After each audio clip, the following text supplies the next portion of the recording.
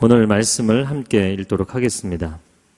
네, 함께 읽었기 때문에 말씀을 나누도록 하겠습니다. 저를 한번 따라해 보시겠어요? 치유의 샘이 되라. 네, 오늘 에스겔 47장 1절에서 12절 말씀인데요. 1절 말씀, 오늘 본문의 1절을 다시 한번 읽어보도록 하겠습니다. 1절 시작. 그리고 그 사람이 나를 다시 성전 입구로 데려갔는데 성전 문턱 아래로부터 물이 나와서 동쪽으로 흘러가고 있었다. 성전이 동쪽을 향하고 있었기 때문이다. 물은 성전 오른쪽 아래 제단의 남쪽에서 흘러나오고 있었다. 나를 다시 성전 입구로 데려갔다. 거기 성전 입구로 데려갔다 밑줄을 그으시고요. 물이 나와서 동쪽으로 흘러가고 있었다. 밑줄을 그으세요. 물과 동쪽에 동그라미 치시고요. 무너져 있는 세상, 그 세상을 변화시키고자 하는 마음이 아무리 강할지라도 이 세상을 새롭게 해야 된다는 열망이, 영적인 열망이 아무리 있을지라도 우리가 가야 할 곳은 세상 한가운데가 아니라 성전 입구다라는 것이죠. 성전 입구로 가서 그곳에서 하나님의 임재를 경험하고 하나님의 은혜를 체험하지 않고는 세상을 변화시킬 수 있는 능력이 우리에게는 없기 때문입니다. 성전은 동쪽을 향하여 문이 열려 있습니다. 성전 중심에서 놓고 보면 하나님의 임재하심이 있는 성전의 한 가운데서 보면 동쪽으로 향하여 문이 열려 있습니다. 성전을 바라보는 사람들의 입장에서 보면 자신이 서 있는 위치에서는 서쪽으로 바라봐야만 성전의 동쪽에 문이 열려 있는 것이죠. 성전이 동쪽을 향해서 문이 열려 있다라는 것은 저는 오랜 시간 이 성경을 묵상하면서 어느 장면이 가장 먼저 떠오르냐면 에덴의 동쪽이 떠오릅니다. 에덴의 동쪽이라는 것은 사람들이 하나님께로부터 독립선언을 하고 에덴 동산에서 나온 공간이죠. 근데 그 에덴 동산은 동쪽을 향해 바라보고 있고 그 에덴의 동쪽에 살고 있는 사람들은 에덴을 서쪽을 뒤로 해서 등지고 살아가는 것이죠. 그렇게 에덴의 동쪽에 사람들은 살고 있습니다. 하나님을 등지고 에덴의 동쪽에 살고 있는 사람들을 향하여서 성전의 동쪽 문이 열려 있는 것이에요. 그래서 에덴 동산으로 사람들이 돌아가지 못하도록 두루 도는 화영검으로 그리고 천사들의 그룹으로 그 길목을 막았다 되어 있지만 성전의 동쪽 문은 열려 있는 줄로 믿습니다. 이것은 마치 집을 나간 탕자가 집으로 돌아오기를 원하시는 하나님의 마음과 같다 라는 것이죠. 네. 에덴의 동쪽에 살고 있는 사람들이 그들이 등을 돌리고 서 있는 그 서쪽 방향을 향해서 하나님께로 돌아오기를 하나님은 간절히 원하시는 것입니다. 우리가 그 성전의 동쪽 문을 향해서 가기를 하나님 원하시는 것이죠. 나의 인생이 과연 어디로 가야 하는가? 덩그러니 도시의 빌딩 숲 한가운데 서서 방향 감각을 잃어버린 것처럼 살아가는 젊은이들이 매우 많습니다. 사람들이 우르르 몰려서 대학 가니까 대학 가고 사람들이 우르르 몰려서 직장 가니까 나도 직장 가고 사람들이 다 때가 되면 결혼하니까 나도 결혼하고 그렇게 세상이 흘러가는 방향대로 가고 있지만 그러나 어느 순간 이렇게 살면 안 될 것 같고 어느 순간 더 이상 이렇게 어느 방향으로 가는지도 모르고 인생을 살아서는 안 될 것 같은 이 불안한 마음이 들 때가 있는 것이죠. 모두가 지하철에서 버스에서 광장에서 빠른 속도로 사람들이 발걸음을 재촉하고 있는데 왜 이렇게 빨리 살아야 되는지 왜 이렇게 열심히 살아야 되는지 뭘 이렇게 열심히 하면서 살고 있는 것인지 내가 지금 어디로 가고 있는 것인지 알 수 없을 때가 있는 것이죠. 이 사람을 만나고는 있는데 이 사람을 만나서 내 인생의 위로를 얻기도 하는데 도대체 이 사람을 계속 만나야 되는 것인지 이 일을 해야만 내가 돈을 벌 수 있는데 도대체 이 일을 계속 해야만 하는 것인지 도대체 무감각과 냉담함을 가슴에 하나가득 안고서 언제까지 이렇게 살아야 되는지 진짜 내가 원하는 것이 무엇인지 진짜 내가 해야 되는 것이 무엇인지 아무런 감각이 없이 살아가는 많은 젊은이들이 있죠. 그렇게 우두커니 서 있을 때 방향 감각을 잃고 서 있을 때 등 뒤에서 나를 부르시는 소리가 들리는 거예요. 에덴의 동쪽이라는 영화가 있고 소설이 있죠. 에덴의 동쪽에 살아가는 사람들을 향하여서 사실은 그 사람들이 등지고 있는 그 서쪽 방향에서 성전의 동쪽 문이 열려있는 그곳에서 하나님의 음성이 들려오는 곳입니다. 돌아오라는 하나님의 음성이 들리는 곳이에요. 세상에서 방향 감각을 잃어버렸을 때, 내가 왜 방향 감각을 잃어버렸을까? 그냥 한 곳에서 너무나 익숙해졌기 때문일까? 아니면 내가 특별히 아무 인생에 의심이 없이 너무 열심히 살아서 그런가? 아니요, 그런 건 아닙니다. 내가 세상에서 방향 감각을 잃어버린 것은 좀 더 공부를 안 한 탓도 아니고 좀 더 좋은 직장에 가지 못했기 때문도 아닙니다. 좀 더 멋진 인생을 살지 못해서도 아닙니다. 내 영혼의 방향 감각을 잃어버린 것 같은 느낌을 가지신 분들이 있을 거예요. 그런 분들은 왜 방향 감각을 잃어버렸냐면 영적인 균형 감각을 유지시켜주는 마치 귀 속의 새방구리처럼 여러분의 영혼의 균형 감각을 유지시켜주는 하나님의 임재 의식으로부터 너무나 멀리 떨어졌기 때문이에요. 예배가 형식화되고 하나님의 임재를 더 이상 느낄 수 없고 내비게이션의 소리를 들은 지 너무나 오래됐어요. 내가 지금 바른 방향으로 가고 있는지 바른 장소에 서 있는 것인지 내가 지금 내 인생의 포지셔닝이 제대로 되어 있는 것인지 그 감각을 잃어버렸기 때문이죠. 그때 우리가 가야 되는 곳이 성전의 입구인 줄로 믿습니다. 우리를 향해 열려있는 곳, 성전의 입구인 것이죠. 그런데 오늘 본문의 2절부터 5절까지 말씀을 보니까 물이 그 성전 동쪽 그 문지방에서 흘러나오는데 계속해서 흘러나옵니다. 흘러나오는데 3절에 보니까 그때 그 사람이 줄자를 손에 쥐고 동쪽으로 가면서 1000규빗을 재고 1규빗은 이 손끝에서부터 팔꿈치까지 한 45cm, 50cm 정도의 길이입니다. 대략 계산을 하자면 500m 정도라고 생각을 하시면 좋겠어요. 500m를 재고 나를 데리고 물속으로 갔는데 발목까지 물이 차오르고 4절에 보니까 다시 500m를 재고 물이 무릎까지 차오르고 다시 500m를 재고 허리까지 차오르고 다시 500m를 쟀는데 너무나 물이 창이라여서 사람이 건널 수 없는 강물이 되었다 이야기를 합니다.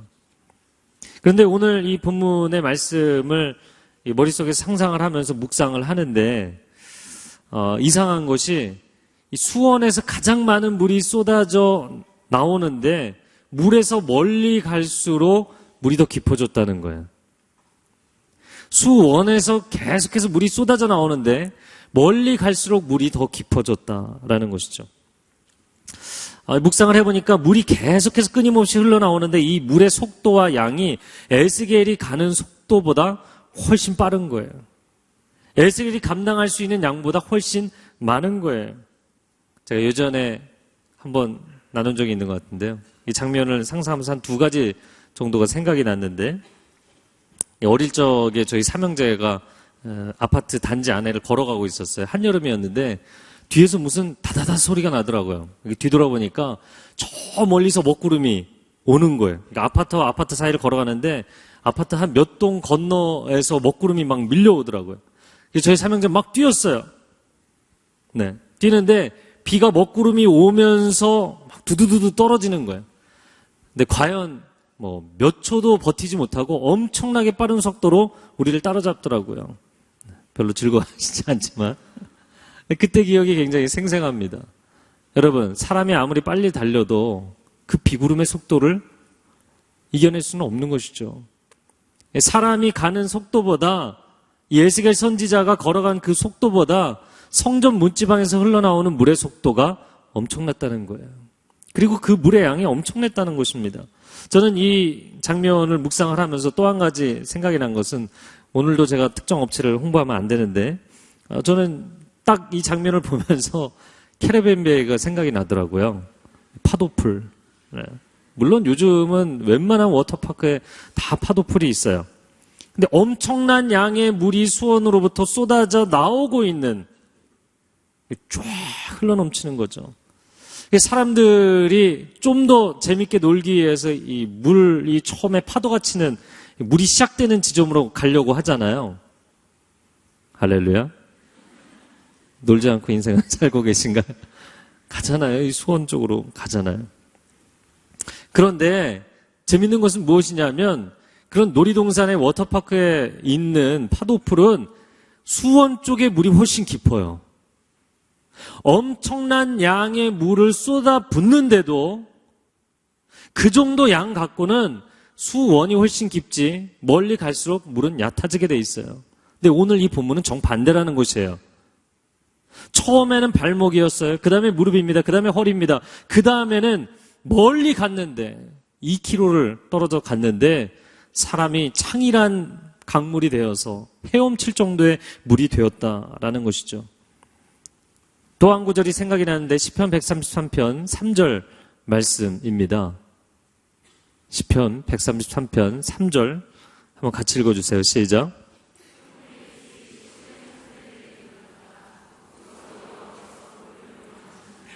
곧 영생이로다. 아멘.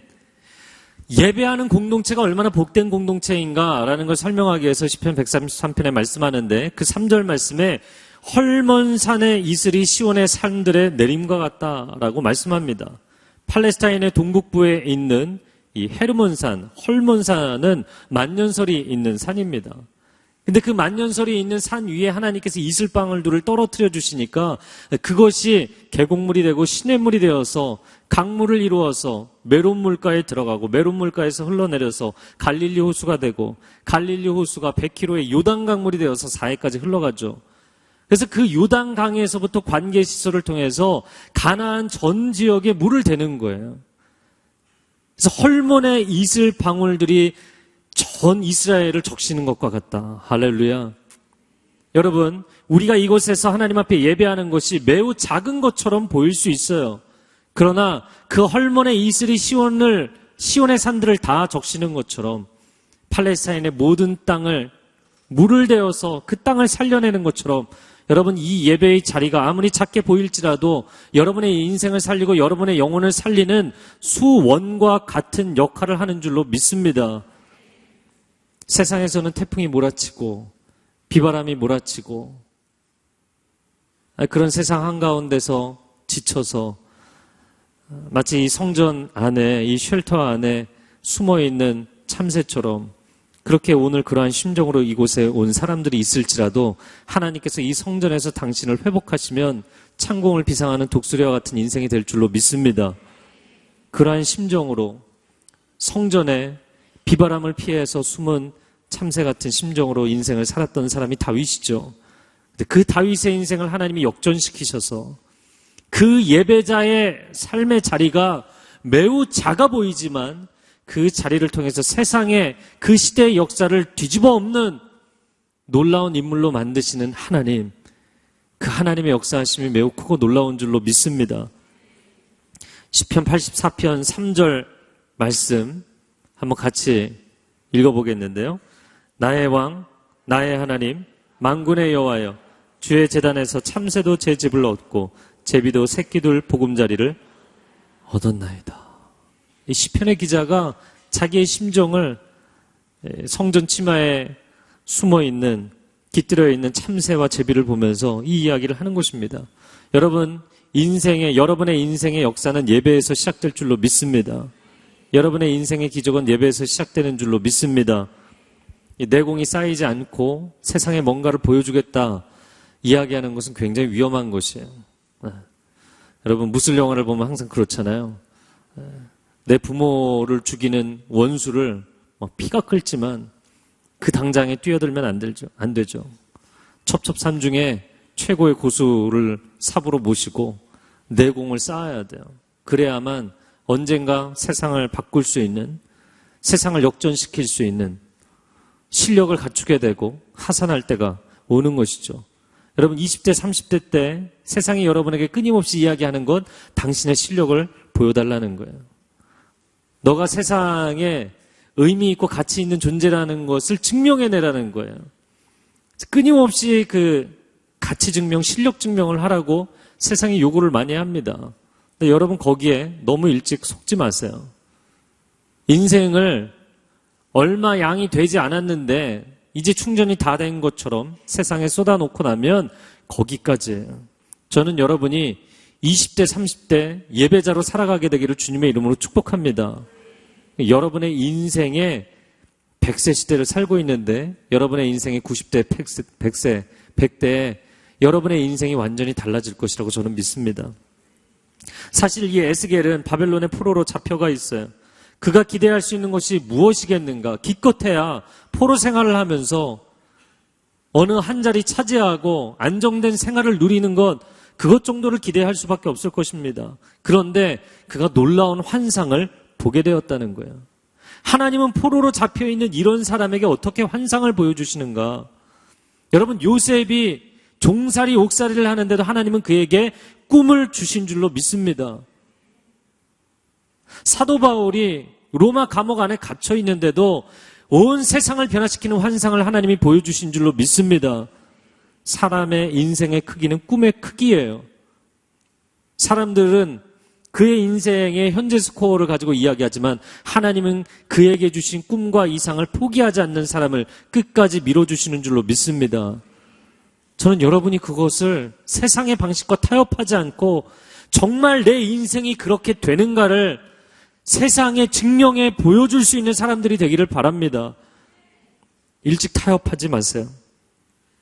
20대, 30대 젊은이들이 마치 에스겔과 같이 포로된 상황입니다. 여러분 조직 안에서 살아가면서 그것이 학교이든 아니면 직장이든 여러분의 가정이든 발언권도 없고 주도권도 없고 여러분의 인생이 그다지 영향력이 없어요. 그냥 그 조직의 생리대로 살아야만 되고 세상의 대세대로 살도록 끊임없이 강요받으며 살고 있어요. 처음에는 조금 저항해보죠. 크리스찬으로 살아보겠다고. 그러나 이내 고개 숙이고 그냥 세상이 흘러가는 대로 대세대로 따라가는 사람들이 대부분이에요. 그리고 상한 마음을 예배의 자리에 와서 위로하고 달래고 다시 또 가서 세상의 대세대로 사는 거예요. 우리는 마치 포로 되어서 살아가는 사람들처럼 살아가고 있는 것입니다.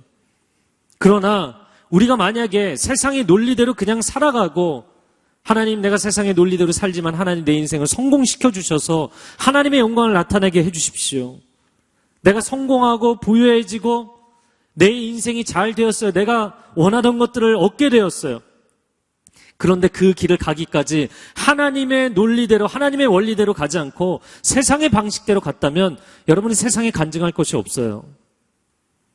하나님 앞에 찬양하거나 영광을 돌릴 것도 없어요. 내가 적당히 타협했는데 하나님이 내 인생을 잘 되게 해주셨을 뿐인 것이에요. 저는 여러분이 하나님의 원리대로 갈 수 있는 사람들이 되기를 바랍니다. 물론 상당한 리스크가 있겠죠. 세상의 방법대로 하지 않았는데, 세상에서 저항이 있는데, 당장은 세상이 인정해주지 않는데, 여러분 그렇습니까?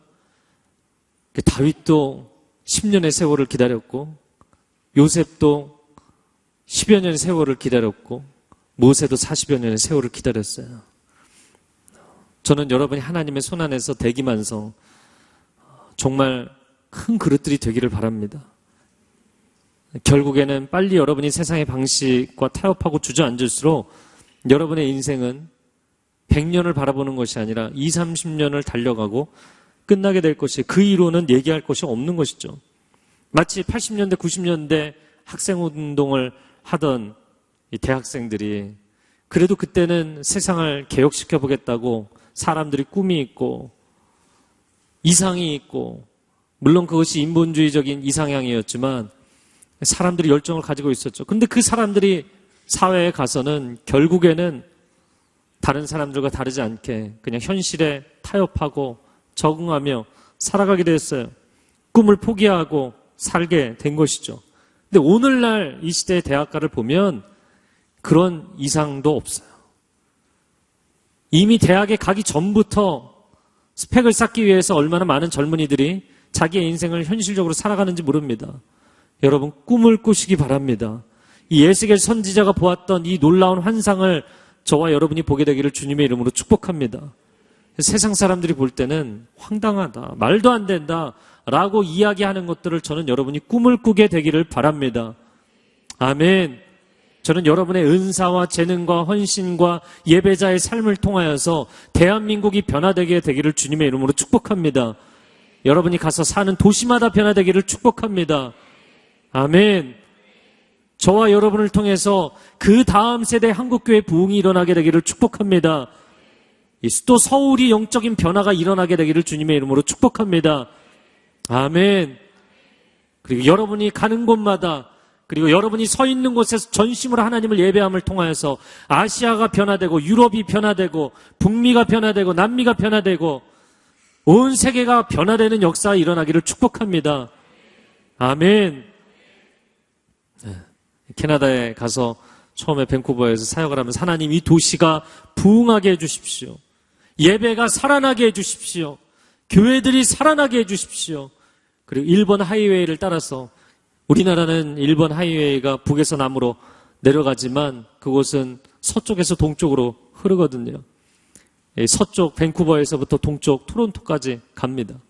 하나님 이 일본 하이웨이를 따라서 복음의 역사가 흘러가게 하여 주시고 성령의 바람이 흘러가게 하여 주시옵소서. 밴쿠버의 부흥의 역사가 일어나면 그 도시 하나만 변화되는 것이 아니라 이 일본 하이웨이를 따라서 그 부흥의 소식이 들리게 될 줄로 믿습니다. 그래 기도했어요. 함께 차를 타고 사람들이 막 30시간을 달려서 전혀 가보지 않았던 도시에 가서 함께 집회를 하고 성령의 역사를 체험하고 함께 하나님 나라를 꿈꾸고, 여러분 하나님 나라를 꿈꾸는 사람들이 그 나라를 체험하게 될 줄로 믿습니다. 세상의 현실에 타협하여서 살지 마세요. 오늘 본문의 1절부터 5절까지의 말씀을 보면서 우리의 삶이 세상의 현실에 타협하지 않고 어떻게 하나님의 방식으로 세상을 거슬러 올라가며 살 것인가, 세 가지를 보기를 원합니다. 첫 번째는 저를 한번 따라해 보세요. 물의 근원으로 가라. 두 번째입니다. 물의 흐름을 따라가라.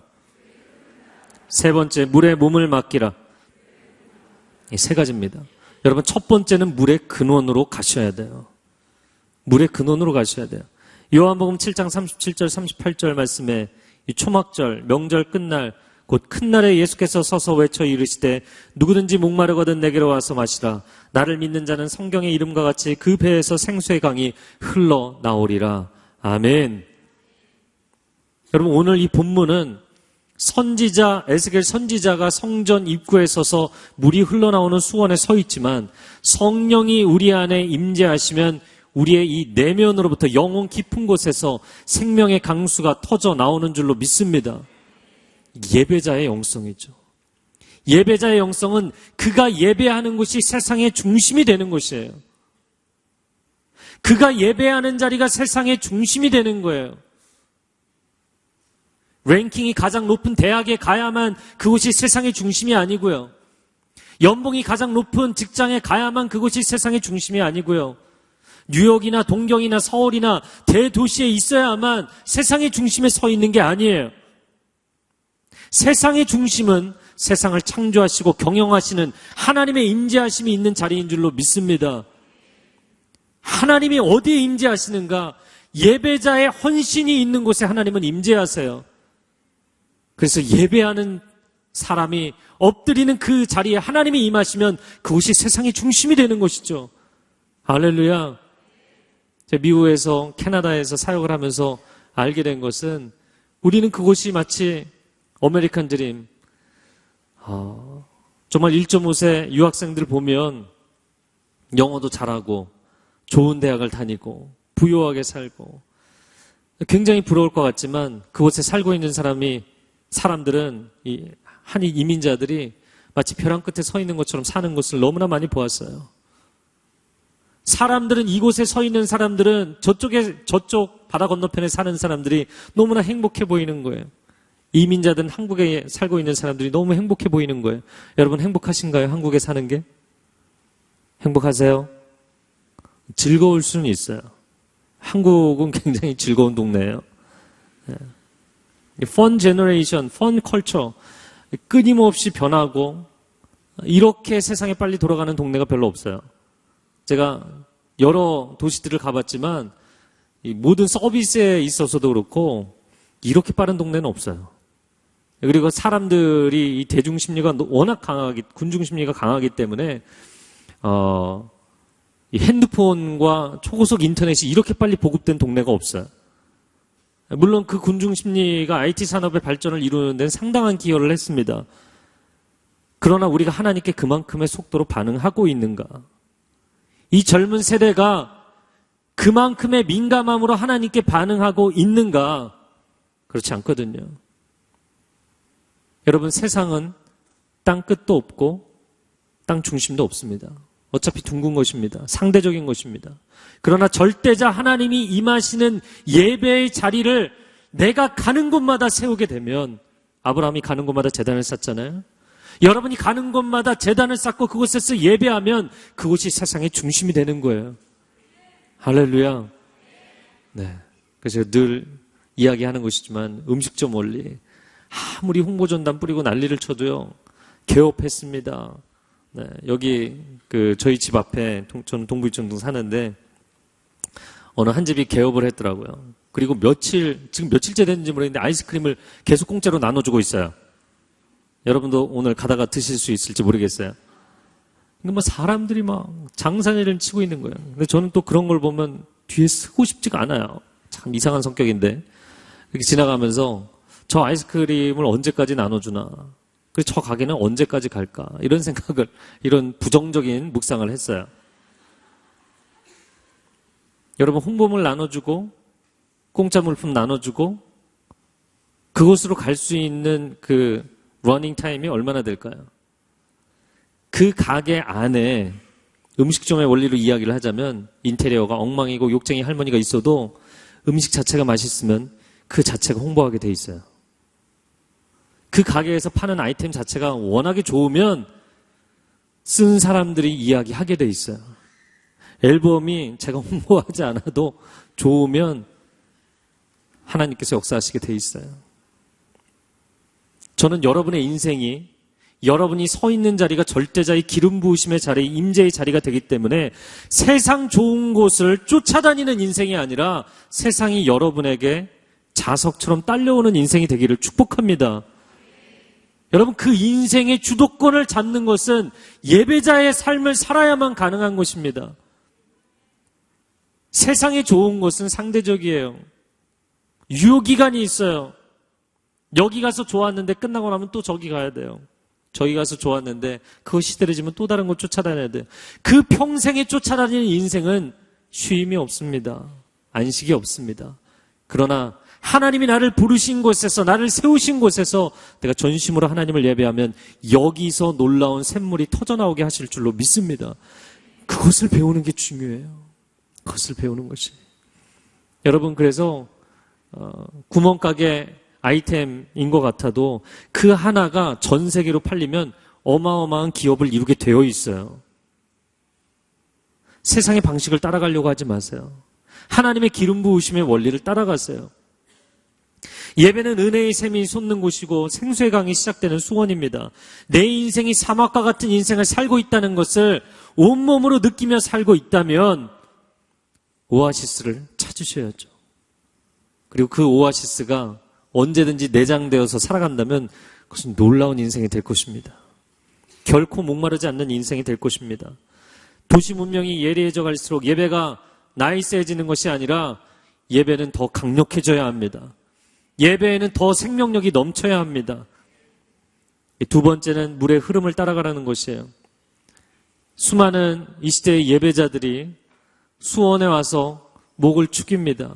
그 은혜의 샘물에서 인생에 지쳐있는 모든 것에 위로를 받습니다. 그런데 그리고 나서는 떠나는 거예요. 물의 흐름을 따라가야 되는데 물의 흐름을 따라가는 것이 아니라 그냥 수원에서 목을 축이는 것으로 만족하고 다시 척박한 세상 속으로 가는 것이죠. 저는 여러분이 이 성령 충만함, 하나님의 임재를 체험하는 것이 예배의 현장에서만 체험하는 것이 아니라 삶의 현장에서도 체험하게 되기를 축복합니다. 걸어다니는 하나님의 성전으로 살게 되기를 바랍니다. 네. 밖에가 오늘은 조금 춥고 비가 와서 많이 지치셨던 것 같아요. 여러분 가운데 지쳐있는 분들이 많이 계신 것 같아요. 네. 그래도 와서 앉아 있으신 게 얼마나 귀한지 모르겠어요. 네. 여러분, 어떤 사람이 그냥 뭐 사전을 뒤져서가 아니라 계속 영 단어가 이제 그 입에서 끊임없이 나오면 이 워킹 딕셔너리라고 이야기하잖아요. 저는 여러분이 걸어다니는 성전이 되기를 바랍니다. 네. 그래서 여러분의 삶의 현장에서도 늘 이런 샘물이 솟아나는 것이 중요해요. 그런데 여러분 오늘 본문에도 말씀한 것처럼 예배의 현장에서 가장 큰 기름 부으심이 나타날 것 같은데 사실은 그렇지가 않고요. 여러분이 현장에서 타협하지 않고 말씀대로 살아가면서 거기서 하나님의 샘물이 터져 나오면 그 물의 깊이가 더 깊어진다는 거예요. 왠지 아세요? 목마를수록 물 한 잔의 가치는 높아지는 것이에요. 사람들의 니드가 강해질수록 그 아이템의 액면가는 높아지게 돼 있어요.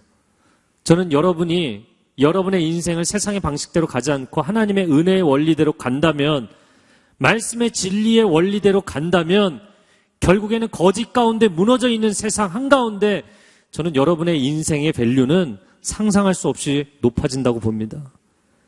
그것을 체험하는 게 중요해요. 그것을 체험하는 것이 중요해요. 여러분의 친구들이 여러분에게 찾아오고, 여러분의 직장 상사가 여러분에게 찾아오고, 여러분의 인생을 향해서 내가 인생을 어떻게 살아야 되는지 상담할 수 있는 사람들이 되기를 축복합니다. 여러분이 세상의 방식과 타협하면 결국에는 아무것도 안 돼. 이것도 저것도 되지 않아요. 그러나 말씀의 원리대로 살아간다면 하나님께서 여러분에게 그러한 인생을 허락해 주실 것입니다. 사도 바울이 유라굴로 광풍 가운데 그가 죄수로 끌려가고 있었지만 그 광풍을 아무도 감당할 수 있는 사람이 없었어요. 선장도 선원들도 군인들도 아무도 감당이 안 됐어요.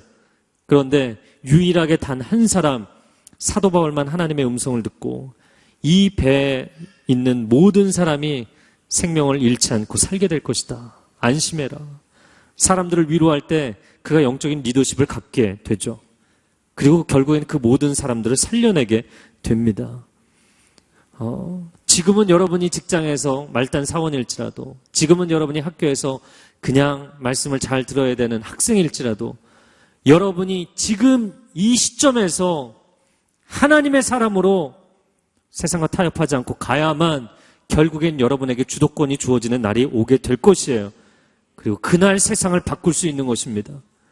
때를 기다리셔야 돼요. 너무 성급하게 칼 휘두르지 마세요.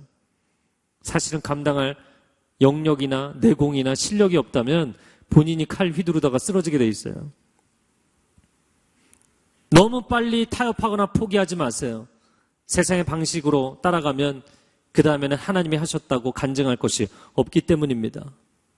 그러나 그 자리를 떠나지도 아니하고 그 자리에서 때를 기다리셔야 돼요. 유대 땅 그 광야에서 다윗이 때를 기다렸던 것입니다. 요셉이 종살이 옥살이 했지만 그가 탈옥하지 않았습니다.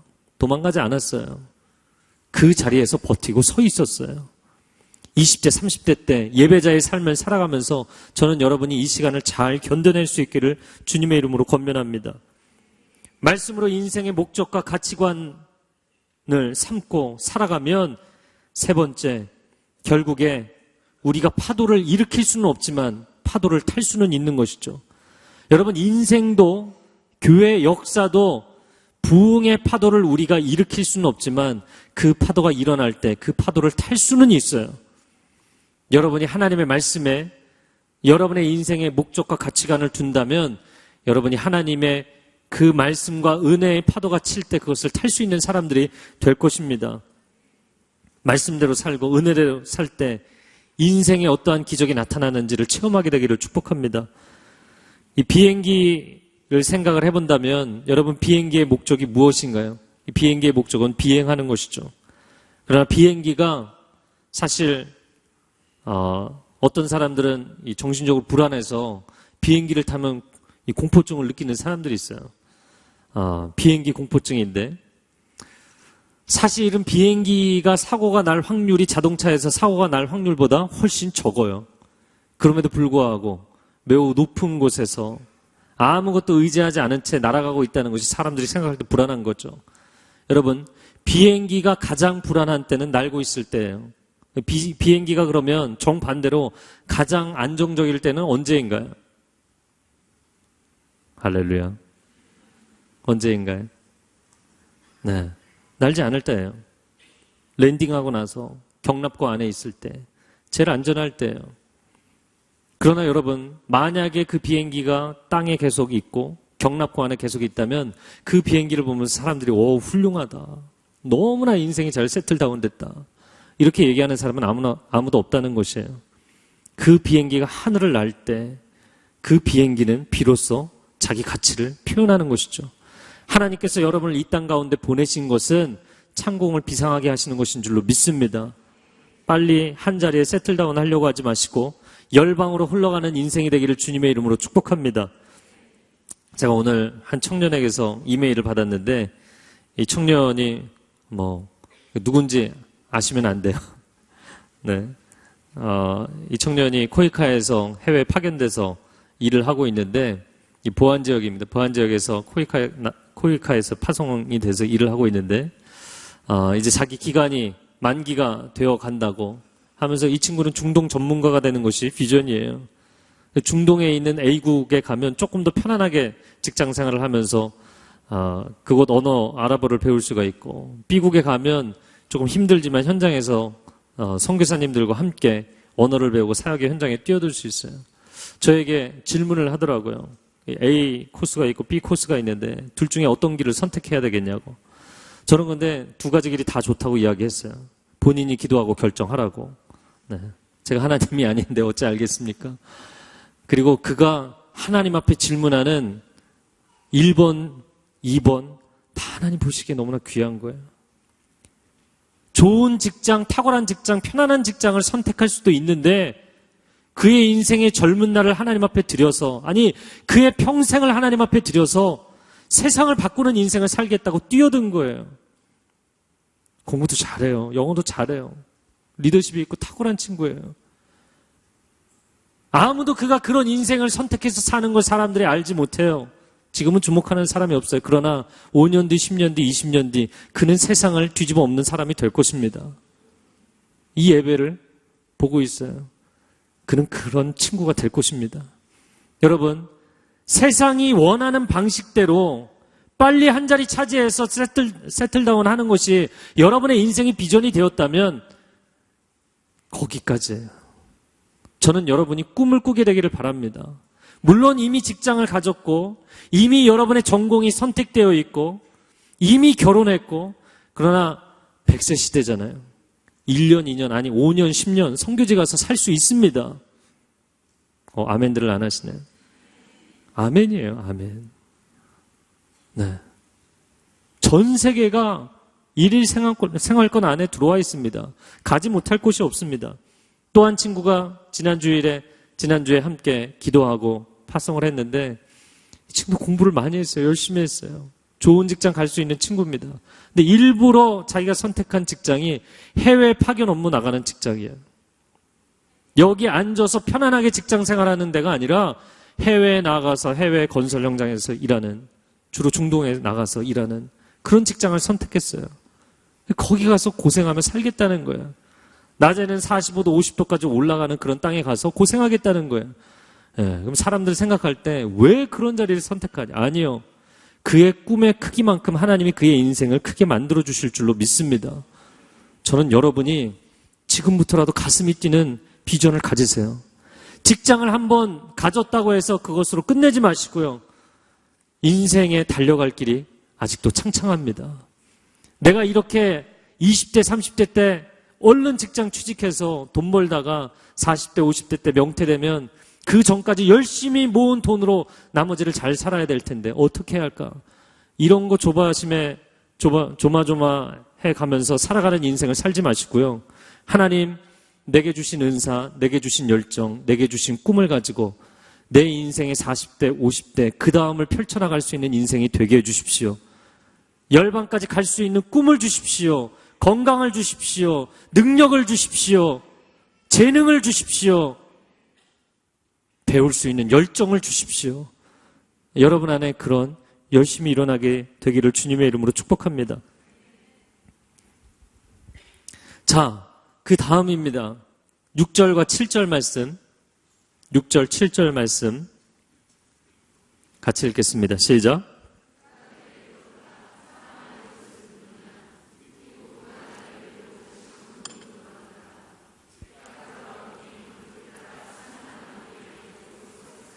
네, 수많은 나무들 거기에 밑줄을 그시고 나무들의 내물을 주시고요. 사람의 이것을 보느냐? 그가 나를 데리고 다시 강둑으로 돌아갔다. 내가 돌아가 보니 강둑을 따라 수많은 나무들이 그 양쪽에 서 있었다. 강 양쪽에 쫙 나무들이, 수없이 많은 나무들이 서 있는 이 환상을 보게 됩니다. 그래서 이 에스겔 47장의 환상은 이사야 61장의 환상과 정확하게 매칭이 됩니다. 주 여호와의 신이 내게 임하셨으니 이는 내게 기름을 부으사 가난한 자에게 아름다운 소식을 전하게 하려 하심이라. 포로된 자를 자유케 하고 갇힌 자에게 노임을 선포하며. 여러분, 그 말씀이 여호와의 신이, 성령의 기름 부으심이 내게 임하여서 놀라운 치유와 회복의 역사를 일으키시는 그 말씀이 61장 3절에 가면 이렇게 말씀합니다. 무릇 시온에서 슬퍼하는 자에게 화관을 주어 그 죄를 대신하며 기쁨의 기름으로 그 슬픔을 대신하며 찬송의 옷으로 그 근심을 대신하시고 그들이 의의 나무 곧 여호와께서 심으신 그 영광을 나타낼 자라 일컬음을 받게 하려 하심이라. 의의 나무라고 표현되어 있죠. 성경에서 나무는 사람을 의미합니다. 성경에서 나무는 하나님을 의지하는 사람을 상징할 때 주로 사용합니다. 그래서 의의 나무 곧 여호와께서 심으신 여호와의 영광을 나타낼 인생이라 일컬음을 받게 하려 하심이라. 저와 여러분이 그렇게 하나님의 영광을 나타내는 나무가 되기를 바랍니다.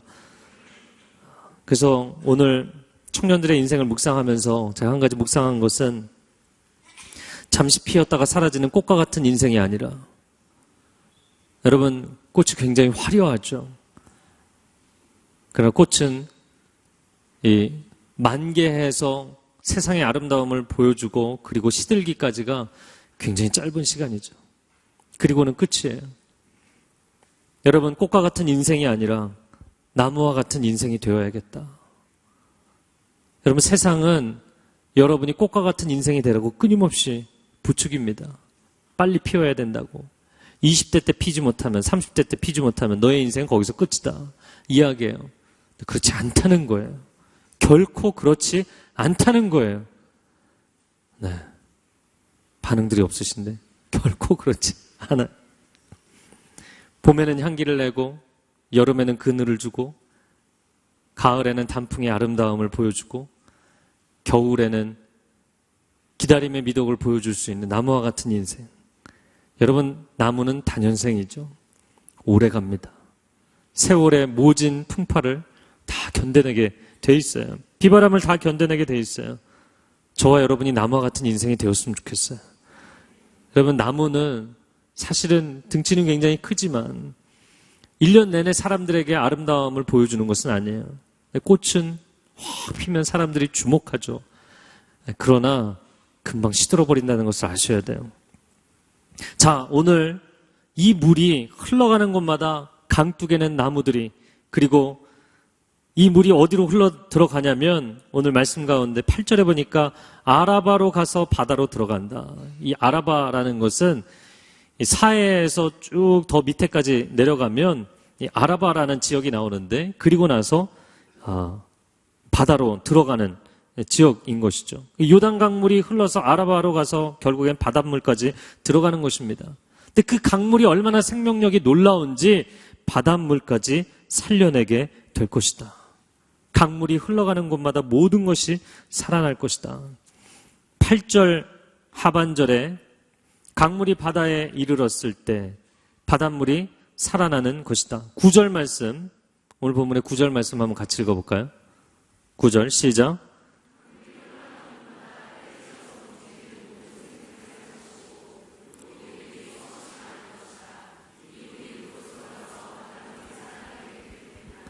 강물이 흘러가는 곳마다 모든 것이 살 것이다. 거기 밑줄을 보세요.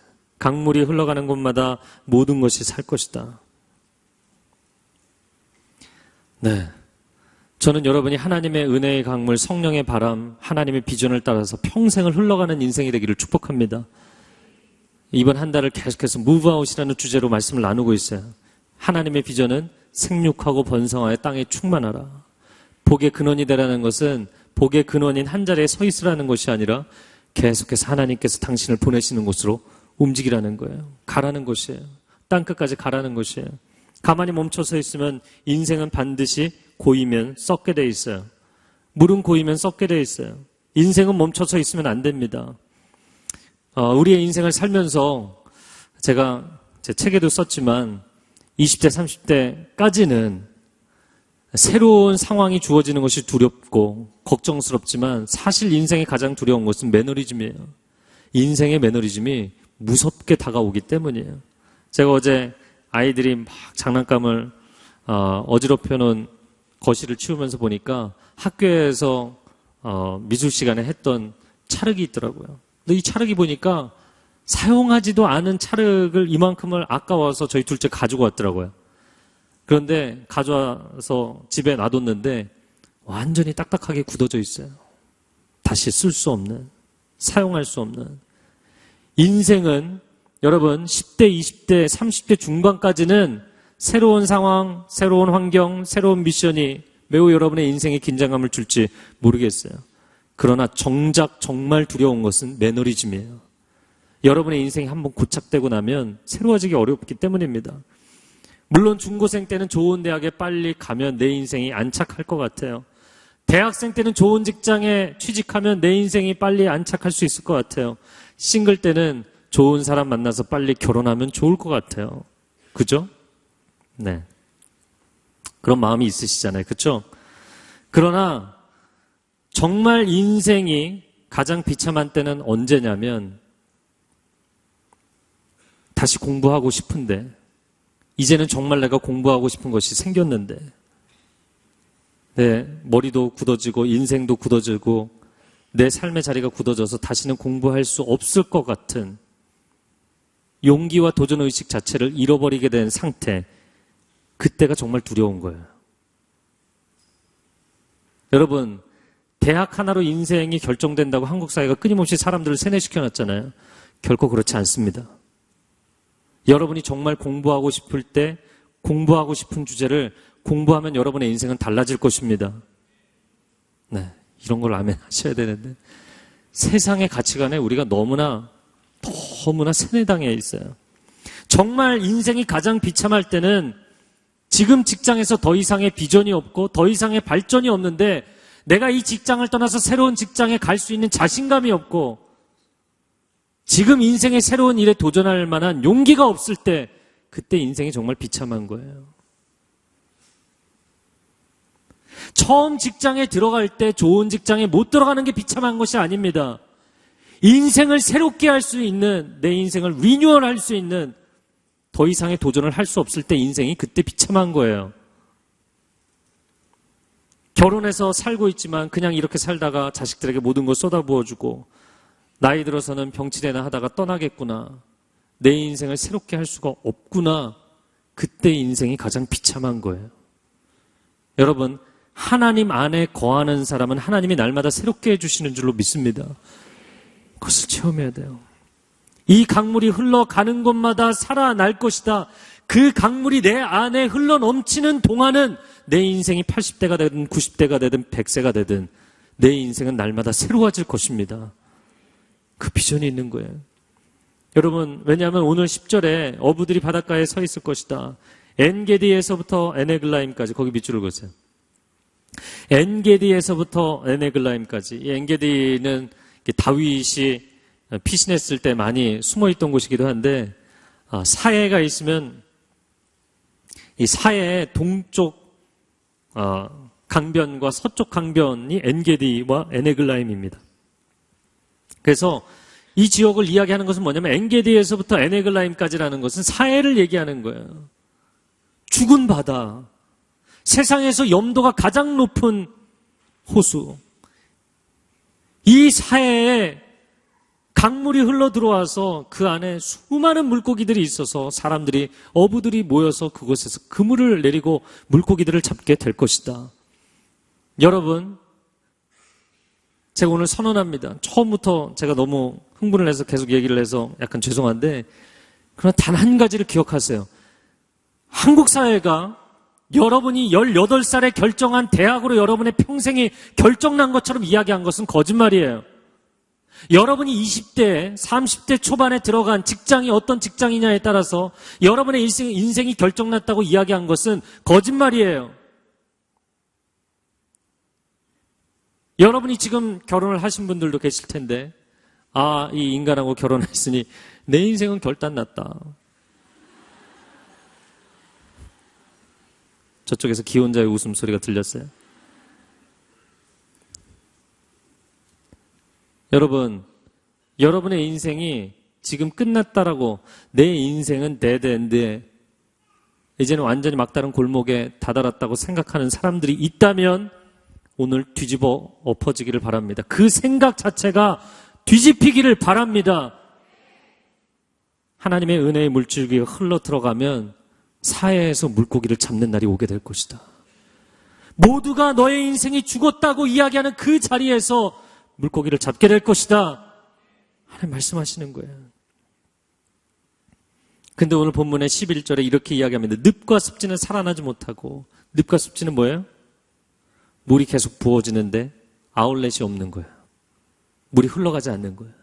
하나님이 물을 부어주셔도 예배의 자리에서 말씀과 기도를 통해서 하나님의 은혜의 물줄기, 하나님의 진리의 말씀의 물줄기가 들어와도 여러분의 인생에 마치 나는 하나님이 이미 끝났습니다. 내 인생은.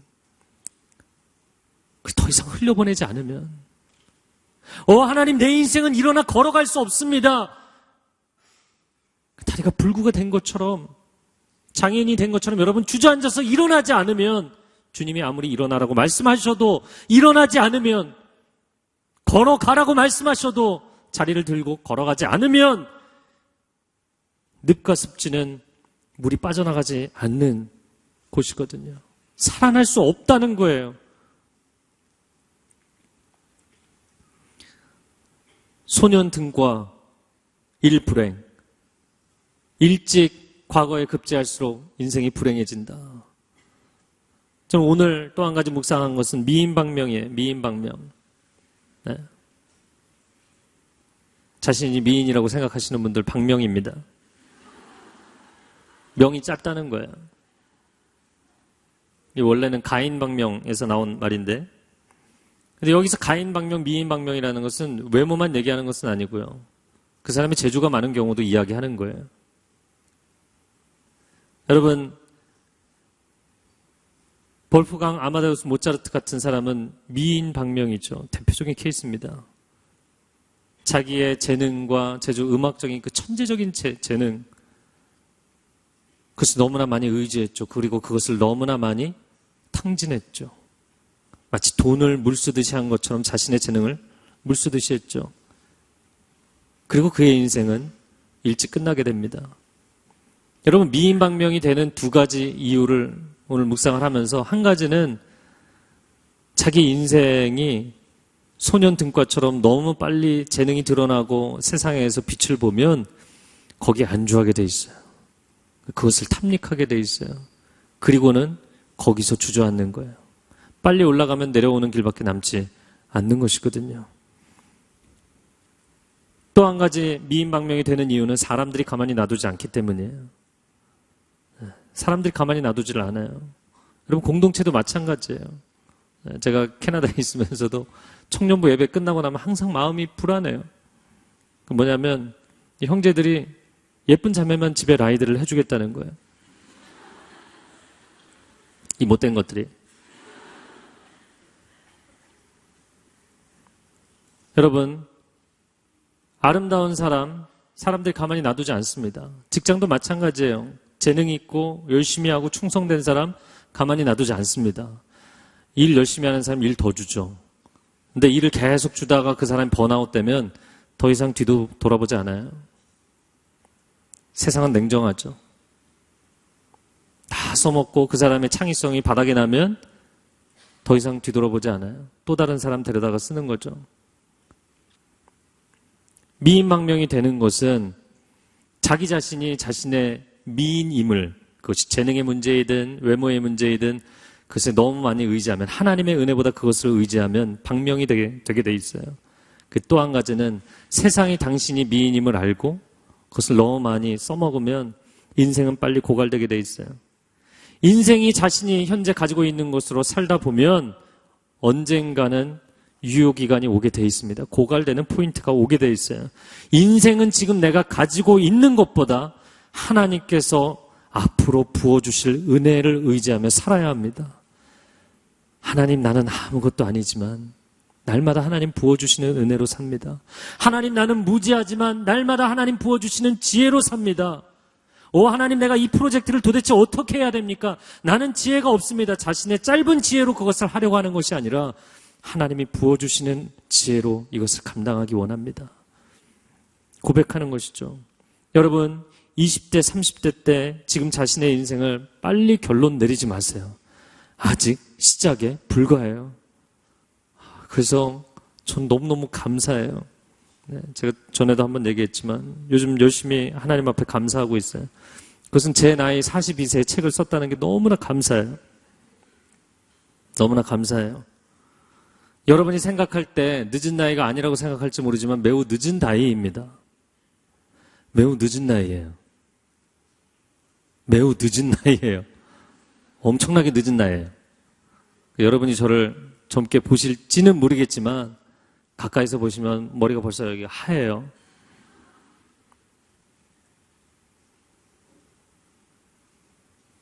이미 공부할 사람들은 20대, 30대 때 공부 다 했고 이미 개척할 사람들도 다 개척했어요. 그들을 부러워하거나 바라본 적은 없어요. 그런 세상의 논리가 그렇다는 거예요. 세상의 논리가 교회 안에도 있거든요.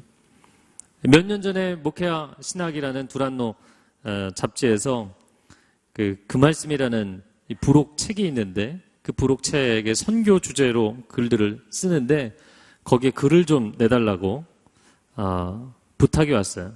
글 원고에 대한 청탁이 온 거죠. 그래서 제가 제 귀를 의심했어요. 그 말씀에서 나한테 글을 써달라고 하다니. 왜냐면 그 말씀은 신학 박사나 교수님들이나 글을 쓰는데요. 저는 MDB밖에 한 게 없어요. 그러니까 딱 목회자가 되기 위한 과정 외에는 더 이상 공부한 게 없어요. 저는 굉장히 목회자로서 가방끈이 짧은 사람이에요. 매우 짧아요. 걸치기도 어려울 정도로 짧아요.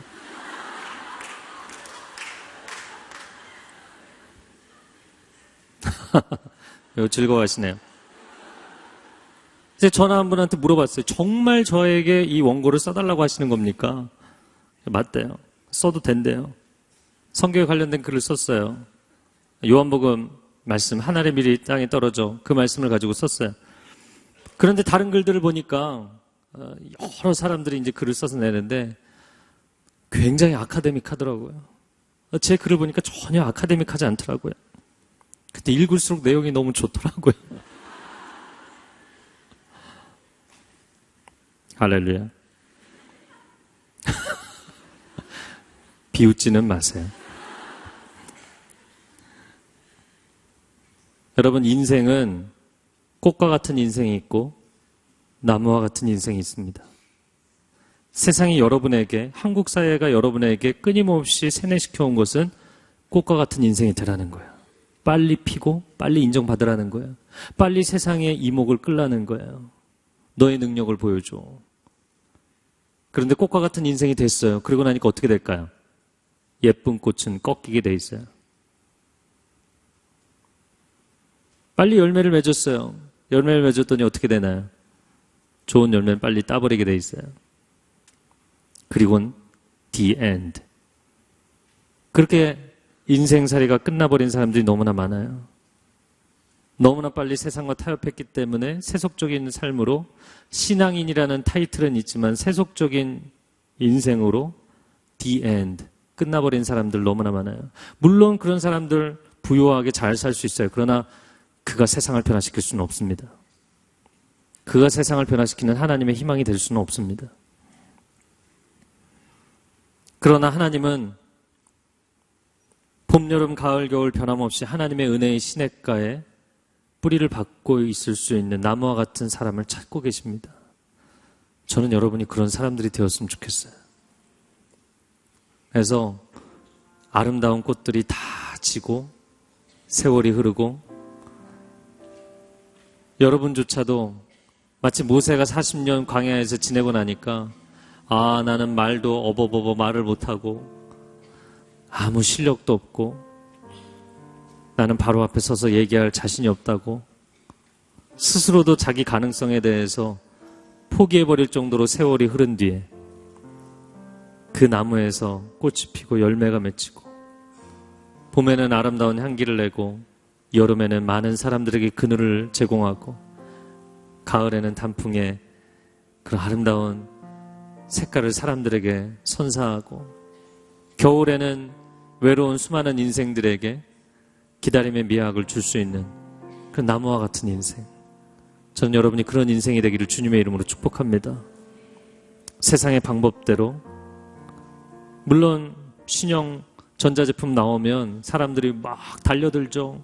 밤을 새면서 그 대리점 앞에 서서 물건 사려고 난리를 치죠. 그러나 1년도 못 돼서 2년도 못 돼서 그 핸드폰은 버려질 것입니다.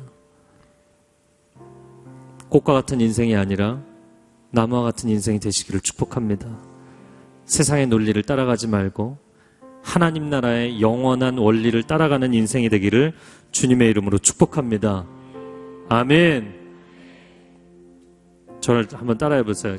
자기 심장에 손을 얹으시고요. 저를 한번 따라해 보세요. 호흡을, 숨쉬는 호흡 얘기하는 거예요. 호흡을 길게 갖자. 네, 심호흡을 해보세요. 좀 심호흡을. 네, 뭐 소리까지 안 내셔도 괜찮아요. 심호흡을 하세요. 심호흡을. 아직 시작입니다. 세상이 100m 단거리 경주인 것처럼 거짓말한다고 정말 100m 달리기처럼 달리시면 42.195km 못 달립니다. 근데 우리의 인생은 42.195km도 아니고 42,195km. 여러분 꾸준히 가셔야 돼요. 그분 앞에 서는 그날까지 말씀대로 살 것이고 은혜의 충만함으로 살 것이고 성령의 감동함을 따라 살 것입니다. 우리는 최후 승자가 될 것입니다. 세상에 짧은 호흡대로 살지 않고 하나님께서 주시는 긴 호흡으로 살아가면서 우린 요한 사도처럼 다니엘처럼 다윗처럼 긴 호흡으로 세상을 변화시킨 사람들의 인생을 살게 될 줄로 믿습니다. 우리가 세상 앞에 담대하게 인생은 이렇게 사는 것이라고 선포할 수 있는 날이 오게 될 줄로 믿습니다. 하나님, 나의 인생이 마치 사해처럼 엔게디에서 에네글라임까지 죽은 땅이라고 죽은 물이라고 세상의 선언을 그대로 받아들이면서 살았던 사람들 이 시간 자리에서 일어나시기 바랍니다.